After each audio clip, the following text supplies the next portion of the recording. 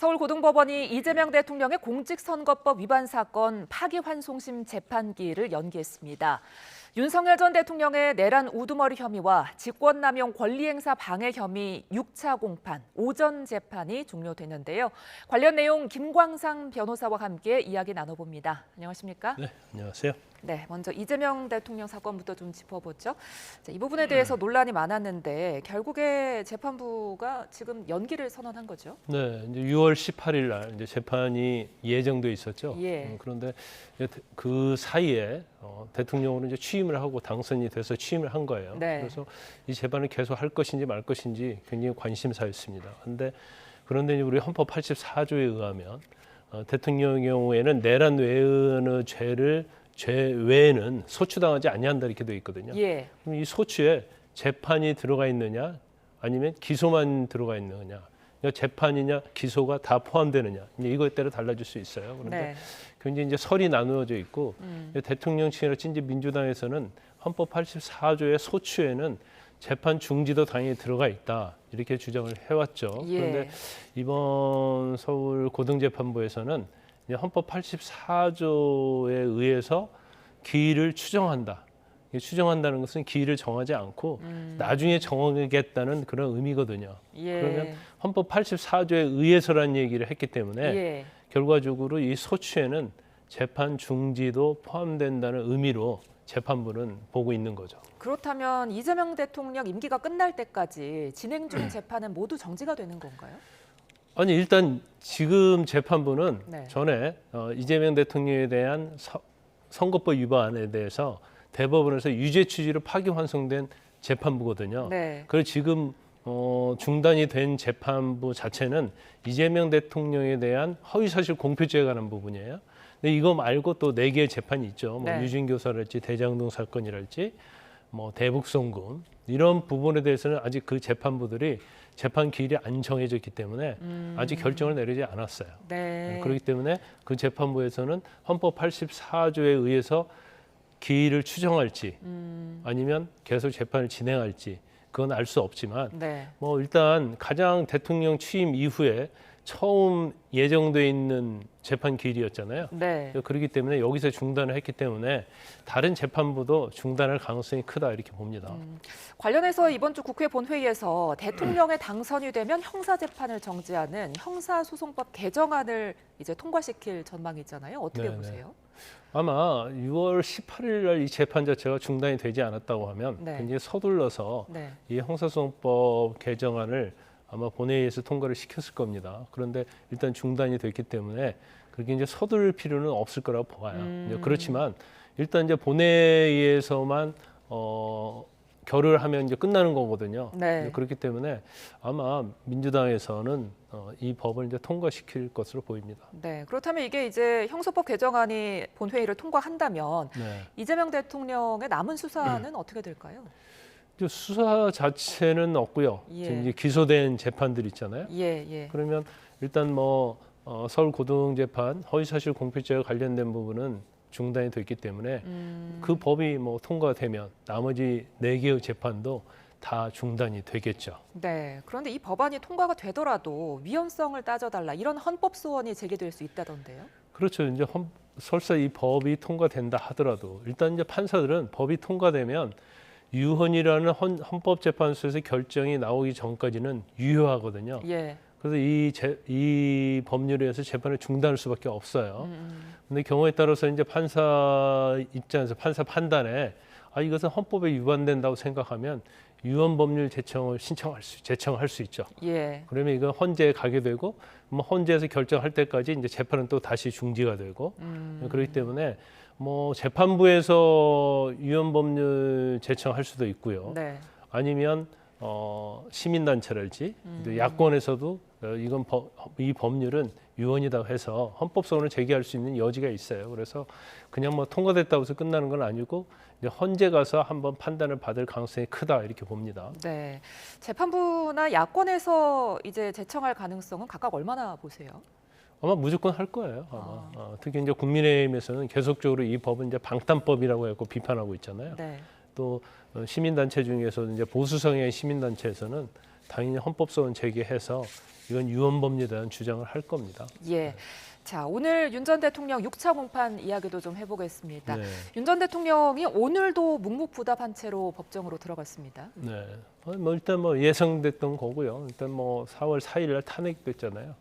그 뒤로 공개 소환을 받고 이제 재판에 들어가는데 이제까지 아무 말도 안 했죠. 그래서 오늘도 뭐 여전히 뭐 묵묵부답 또 어떤 기자들의 사죄랄지 아니면 대선이랄지 이런 부분에 대해서 물어봐도 이제 일절 대답을 하지 않고 있는 겁니다. 네. 자, 지난 공판에서 이상현 여단장이 대통령이 문을 부숴서라도 의원들을 끄집어내라 이런 이야기를 했다는 걸 들었다 이렇게 진술을 했는데 오늘 재판에서도 뭐 관련 진술 이어갔을까요? 이제 이상현 여단장은 어떻게 보면 이제 대통령 윤석열 전 대통령에게 가장 불리한 증인 중에 하나다 이렇게 볼 수가 있어요. 네. 그 이상현 여단장의 상사가 곽종근 전 특수사령부 사령관이거든요. 그런데 곽 사령관으로부터 곽 전 사령관으로부터 문을 부수고 들어가서라도 의원들을 끄집어내라 이런 지시를 받았다 이렇게 지난 법정에서 증언을 했거든요. 예. 그래서 그 당시에는 이제 검찰 측 증인 신문이었고 이거에 대해서 반대하는 신문이 오늘 이제 오전에 이루어졌을 겁니다. 그런데 이제 관련돼서 이제 언론 보도는 지금 안 나오고 있어요. 예. 그런데 뭐 추론해 보면 아마 그 증언을 일관성 있게 증언했을 가능성이 크다. 그리고 지금 윤 전 대통령 측에서는 그러면 윤 전 대통령도 직접 지시를 받았느냐 이제 이런 걸 물었겠죠. 그러면 예. 아니다고 당연히 대답했을 거고 그 다음에 뭐 곽종훈 전 사령관하고 윤 전 대통령하고 지시한 내용을 들었느냐 그것도 뭐 당연히 듣지 않았겠죠. 그래서 그 질문에는 이제 그렇지 않다고 얘기했을 건데 네. 사실 오늘 반대 신문한다 하더라도 대통령 측에서 물을 게 별로 없을 거예요. 왜냐하면 대통령이 직접 이 이상의 여단장에게 직접 지시한 건 아니거든요. 단지 제3자로서 곽종훈 전 사령관으로부터 문을 부수고 의원을 끄집어내라 그 지시를 받았다고 증언을 했기 때문에 직접적으로 이제 반박할 수 있는 그런 뭐 반대 신문을 하기 어려울 거예요. 단지 그 과정에 있어서 그러니까 뭐 병력 한 269명 출동해가지고 현장을 지휘했잖아요. 근데 현장 과정에 있어서 어떤 윤 전 대통령의 유리한 증언 이제 그걸 뭐 끄집어내기 위해서 아마 반대 신문을 할 겁니다. 예, 말씀해 주신 것처럼 이제 증언 신빙성을 놓고 이제 공방이 이어졌을 것 같은데 보통 재판부에서는 증언 신빙성을 어떤 식으로 좀 판단하는 겁니까? 그런데 이상희 여단장 같은 경우는 이제 거짓말할 이유가 없죠. 아. 그러면 예를 들어서 이제 곽정은 전 사령관으로부터 지시를 받았다. 그러면 통화 내역이 있을 거 아니에요. 예. 그리고 통화 내역 이후에 본인이 자기 밑에 하부 군인한테 지시를 했을 거 아닙니까? 예. 그러면 그 전달 과정이 어떻게 보면 굉장히 시스템적으로 이루어졌고 그다음에 밑에 전달받은 또 군인이 뭐 군 간부가 그렇게 지시를 받았다. 그리고 곽정은 전 사령관으로부터 지시라고 하더라. 뭐 이런 취지의 진술을 한다고 한다면 뭐 이 이상의 여단장의 진술은 뭐 신빙성이 당연히 있다고 볼 수밖에 없어요. 그래서 예. 이 신빙성을 탄핵하기에는 쉽지 않다 이렇게 봅니다. 오늘 이제 재판에서 또 한 가지 주목되는 부분이 과연 이제 재판부가 비화폰 서버에 대한 압수수색 영장을 발부할 것이냐 이 부분이잖아요. 어떻게 전망하세요? 근데 이 비화폰 자체가 지금 경찰에서도 압수수색했는데 다 삭제된 걸로 나와 있잖아요. 네. 그러면 과연 압수수색 한다 하더라도 이게 과연 뭐 증거로서 어떤 효과를 발휘할 수 있느냐 이제 이런 문제가 첫 번째는 있고 예. 두 번째는 이 비화폰 자체를 압수수색해서 증거로 삼지 않는다 하더라도 예. 뭐 유죄 판결을 하는 데는 아무런 문제가 없다. 어. 이게 유죄 무죄를 판단하는 데 있어서는 이 비화폰 자체가 별 의미가 없다 하면 압수수색하지 않을 수도 있어요. 그래서 예. 그 이제 재판부의 어떤 재량이고 예. 이게 뭐 반드시 필요하다 유무죄를 판단하는 데 있어서 그렇다고 한다면 재판부에서 서버 기록 추가를 위해서 또 압수수색을 할 가능성이 크죠. 예. 그 검찰이 이제 대통령 경호처에서 비화폰 서버 기록을 추가 확보하기 위해 지금 노력하고 있다는데 지금 뭐 이미 삭제된 상황에서 어떤 부분을 추가로 확보할 수 있을까요? 일단 뭐 대통령이 이제 바뀌면서 이제 새로운 대통령이 취임을 했잖아요. 그러니까 경호처는 뭐 비화폰 압수수색이랄지 서버에 대해서는 굉장히 적극적으로 협조할 거예요. 예. 그러면 이제 기존에는 사실 경호처에서 거부를 했기 때문에 뭐 이 확보를 못 했잖아요. 물론 이제 대통령 취임 이후에는 새로운 대통령 취임 이후에는 뭐 확보한 것들이 좀 있죠. 이제 그렇다 하더라도 설사 서버 기록이 다 삭제됐다 하더라도 이것도 뭐 복구할 수 있는지 여부랄지 또 그 삭제한 내용 자체가 전체가 아니고 또 일부일 수도 있어요. 이제 그러다 네네. 보면 경우에 따라서는 거기서 유력한 증거를 확보할 수 있기 때문에 뭐 당연히 일단 서버 확보를 위해서 수사기관이 됐건 법원이 됐건 노력을 하는 게 맞죠. 자, 이런 가운데 경찰이 윤 전 대통령에게 비화폰 기록 삭제를 지시한 혐의를 지금 추가했습니다. 그렇다면 이 부분이 윤 전 대통령의 내란 재판 등에는 어떤 영향 미칠까요? 일단 뭐 서버 자체를 뭐 예를 들어 서버가 됐건 비화폰이 됐건 이걸 삭제하도록 지시를 했다고 한다면 네. 그건 뭔가 본인에게 불리한 거겠죠. 예. 그럼 본인이 비상계엄은 정당하다고 얘기했고 뭐 통치 행위고 경고를 위해서 했고 그런 주장을 했지만 그렇다고 한다면 이제 비화폰 자체를 또는 비화폰 서버를 삭제하거나 인멸할 필요는 없는 거거든요. 그래서 그거 자체는 뭐 일단 윤 전 대통령에게는 굉장히 불리한 요소로 이제 작용을 할 수밖에 없고 이제 경우에 따라서는 직접적으로 윤 전 대통령이 지시를 했느냐 여부거든요. 그런데 예. 아마 피의자로 입건을 했다고 하는 거 보니까 윤 전 대통령이 직접적으로 지시한 내용과 관련된 증거를 수사기관에서 확보하고 있는 것이 아닌가 싶습니다. 그러면 지금 윤 전 대통령에 대한 범죄 혐의는 예. 내란죄가 있고요. 또 직권남용으로 또 추가 기소된 게 있고 경우에 따라서는 증거인멸 교사로 다시 또 추가 기소될 가능성은 크다 이렇게 봅니다. 네. 자, 그리고 또 이 경찰 특수단이 체포 방해 피의자 신분으로 윤 전 대통령의 소환을 요구했다. 이렇게 지금 알려지고 있어요. 네. 아마 이 부분도 이제 소환을 요구한다는 것은 이제 어느 정도 아마 경호처장 또 차장 네. 또 이제 경호처 직원들을 상대로 이제 윤 전 대통령이 지시한 내용 이런 것들은 어느 정도 경찰에서 확보하고 있지 않나 싶습니다.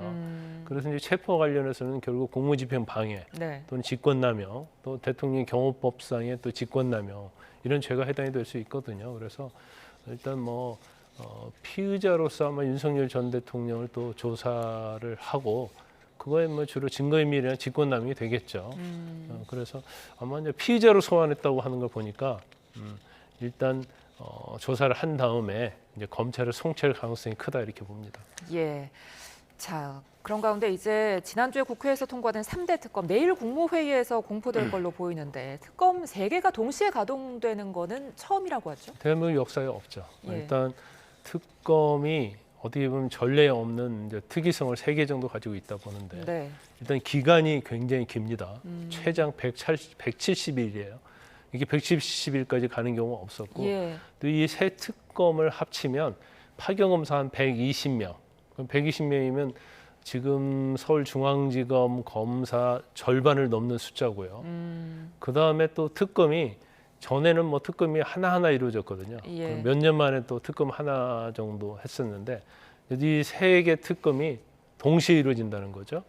그리고 그런 사례가 없었어요. 그래서 이 특검 자체는 이전의 특검과 굉장히 다른 특징을 가지고 있다 이렇게 볼 수밖에 없어요. 네. 자, 내란 특검이 먼저 이루어질 예정이라는데 특검이 이제 요구를 한다면 기존 이제 수사기관에서 수사하던 거를 특검에 넘겨줘야 되잖아요. 그렇게 그렇죠. 되면은 기존 내란 재판에 영향을 좀 미칠 것 같아요. 이제 내란죄 관련해서는 거의 이제 우리가 뭐 내란죄는 우두머리가 있고 예. 주요 임무 종사자가 있고 그다음에 밑에 이제 뭐 실행을 한 사람, 실행한 군인 뭐 이러지 않습니까? 예. 그런데 거의 대부분이 수사가 돼서 일부는 다 구속이 돼가지고 재판을 받고 있고 네. 부하 수행자도 마찬가지죠. 그래서 아마 내란 특검을 한다 하더라도 뭐 외환 유치, 뭐 예를 들어서 북한을 자극해서 뭔가 도발하게 만들었지 이런 것 빼놓고는 사실 수사 대상이 그렇게 광범위하지 않을 거고 또 이미 수사가 돼서 구속되거나 기소됐기 때문에 사실은 내란 특검은 그렇게 제가 볼 때는 뭐 활발하게 진행이 될 것 같지는 않아요. 그래서 네. 일단 뭐 수사기관에서 현재 수사하는 것은 다 넘겨줘야겠죠. 하지만 지금 기소돼서 재판 받고 있는 것은 이제 그대로 진행될 수밖에 없어요. 그러면 일부 이제 내란과 관련해서 거기에서 그 안에 포함되지 않았던 뭐 군인들이랄지 종사자랄지 뭐 이런 사람들이란 수사 정도에 이루어질 걸로 보입니다. 예. 자, 지금 지규현 부장판사가 형소법을 이유로 들면서 재판들을 비공개로 이어가고 있는데 특검이 지금 시작이 되면은 재판이 중계가 될 수도 있다던데요? 뭐 그럴 수도 있고요. 예. 뭐 그런데 일단 지금 재판 자체가 상당히 진행이 많이 되고 있잖아요. 네. 그래서 지금 기소돼서 재판받는 것은 특검이 한 게 아니고 네. 지금 경찰, 검찰, 공수처, 군 검찰 이 4개 기관이 한 거거든요. 그래서 그대로 진행이 될 거고요. 뭐 경우에 따라서는 특검이 한 사건에 대해서는 뭐 공개 재판을 할 수도 있겠죠. 그런데 이제 공개 재판 하느냐 여부가 제가 볼 때는 중요한 건 아니고 일단 특검을 통해서 얼마나 더 많은 걸 밝힐 수가 있느냐, 네. 수사 범위가 확대되느냐, 그럼 이제까지 수사기관에서 하지 못했던 그런 부분까지 어떻게 보면 수사를 해서 어떤 내용을 밝혀내느냐, 이제 그런 게 중요할 겁니다. 네. 끝으로 이 부분 여쭤볼게요. 특검 전에 검경이 윤 전 대통령 부부를 소환 조사할 가능성은 얼마나 보세요? 제가 볼 때는 일단 특검이 이제 공포가 되잖아요. 네. 그러면 내일 공포가 되면 3일 이내에 네. 지금 민주당하고 조국혁신당에서 특검 후보를 추천해야 돼요.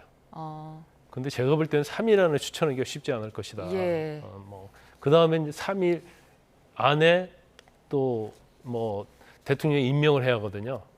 그런데 그 절차가 상당히 좀 길어질 거다. 이게 얼마나 길어지냐에 따라 달라지는데 일단 특검법이 공포가 되면 그에 관련된 사건에 대해서는 수사기관들이 적극적으로 이렇게 수사하지 않습니다. 왜냐하면 특검에 넘겨야 할 사건이니까 어차피. 예. 그렇기 때문에 아마 제가 볼 때는 윤 전 대통령 부부에 대한 소환은 물론 이제 경쟁적으로 할 수는 있겠죠. 예. 특히 경찰하고 검찰 간에. 그렇지만 이제 특검에서 소환해서 조사할 가능성이 높지 않을까 싶습니다. 예, 알겠습니다. 오늘 여기까지 듣겠습니다. 지금까지 김광삼 변호사와 함께했습니다. 고맙습니다.